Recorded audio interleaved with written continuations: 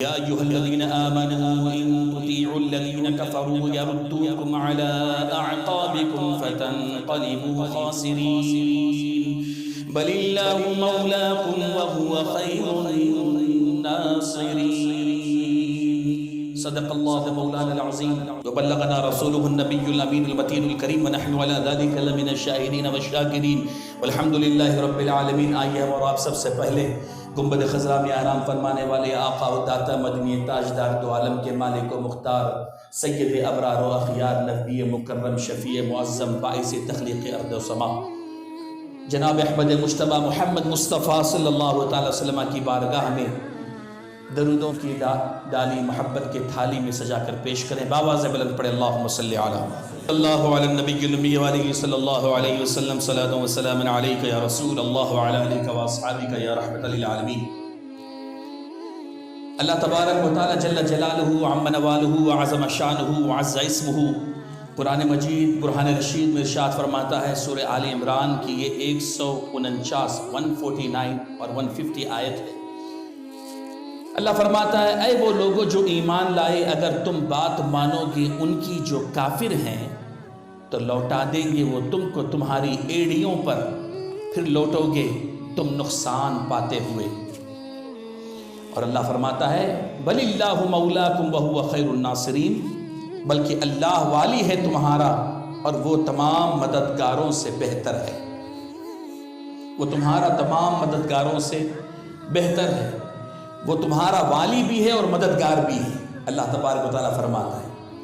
اور یہاں پر خطاب کس سے ہے؟ اللہ فرماتا ہے یا ایھا الذین، کہہ دیں بابا سے بلند، یا ایھا الذین آمنو، اے ایمان والو۔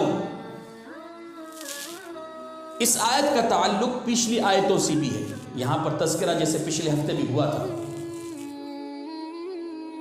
کہ اللہ کے رسول صلی اللہ تبارک و تعالی علیہ وسلم نے فرمایا احد کے میدان میں جنگ احد کا منظر آپ اپنے نظروں پہ رکھیں، اور تاریخ آپ کے ذہن میں یقیناً ہوگی کہ سرکار نے جو تیر اندازوں کو وہاں پر متعین فرمایا تھا، مقرر فرمایا تھا، آپ نے فرمایا کہ وہاں سے ہلنا نہیں، اگر تم نہیں ہلو گے تو یقیناً فتح و نصرت ہماری ہوگی۔ اور وہ وہاں سے ہلے، ہٹے۔ جب مسلمانوں پر حملہ ہوا وہ حملہ اتنا شدید تھا کہ بہت سے صحابہ کرام گھبرا گئے، ڈر گئے اور پیچھے ہٹنے لگے۔ جب جنگ ختم ہوئی اور اسی جنگ میں سرکار دو عالم صلی اللہ تعالی وسلم کا دندان مبارک بھی شہید ہوا، آپ کا چہرہ مبارک بھی زخمی ہوا، اور یہ خبر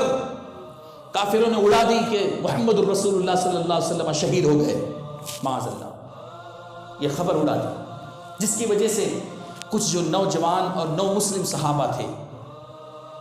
وہ تھوڑا ڈر گئے اور پیچھے ہٹنے لگے۔ بہرحال کافی نقصان مسلمانوں کو اٹھانا پڑا، 70 سے زائد صحابہ شہید ہوئے، اور یہ ہزیمت مسلمانوں کو اٹھانی پڑی، یہ نقصان صحابہ کو اٹھانا پڑا، مسلمانوں کو اٹھانا پڑا، وہ اس لیے کہ رسول اللہ صلی اللہ علیہ وسلم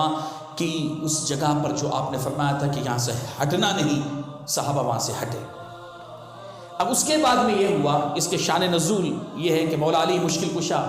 شیر خدا حیدر کرار فرماتے ہیں کہ جب مسلمانوں کو ہزیمت ہوئی تو عبداللہ بن ابی جو منافقین کا سردار تھا، عبداللہ بن ابی رئیس المنافقین تھا، تو وہ ضعفاء مومنین جو نو مسلم تھے اور نئے نئے مسلمان ہوئے تھے، ان صحابہ کے پاس، ان مسلمانوں کے پاس جا کر ان کو بہکانے لگا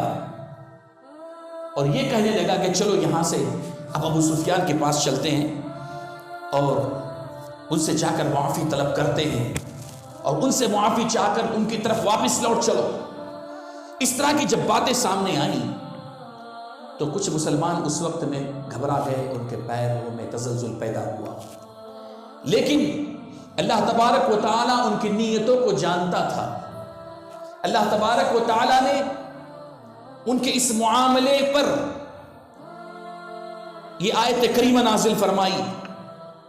اور یہ فرمایا کہ اے ایمان والو، جو ایمان والو، اگر تم کافروں کے کہے پر چلے تو وہ تمہیں الٹے پاؤں لوٹا دیں گے، پھر اسی کفر کی طرف. تو خبردار یہ آزمائش ہے اللہ کی طرف سے. یہ مصیبت جو ہوئی یہ بھی آزمائش ہے، یہ ایک سبق ہے، درس ہے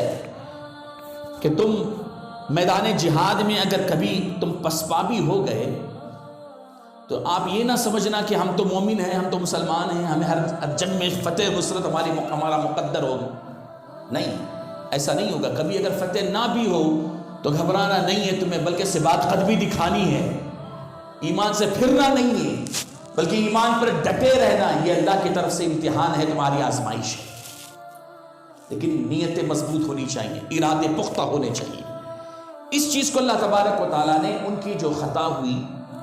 اللہ تبارک و تعالیٰ نے اسے معاف فرمایا. اب اگر کوئی اس بات کو دلیل بنا کر معاذ اللہ کسی صحابی کی شان میں گستاخی کرے اور یہ کہے کہ یہ تو میدان احد میں ایسے کر دیا تھا، یہ ہو گئے تھے، وہ ہو گئے تھے، اللہ فلاں اگر کوئی کہے گا تو وہ یقیناً وہ مسلمان اور مومن نہیں ہو سکتا. کیونکہ جب رب تبارک و تعالیٰ نے انہیں مومن کہہ کر خطاب کیا اور ان کو معاف فرما دیا، تو اب یہ نص ہمارے پاس موجود ہے، قرآن کی آیت موجود ہے. اس لیے اب ان پر کوئی انگلی اور کوئی زبان، کوئی کلام، کوئی لفظ نہیں اٹھایا جائے گا، بولا جائے گا.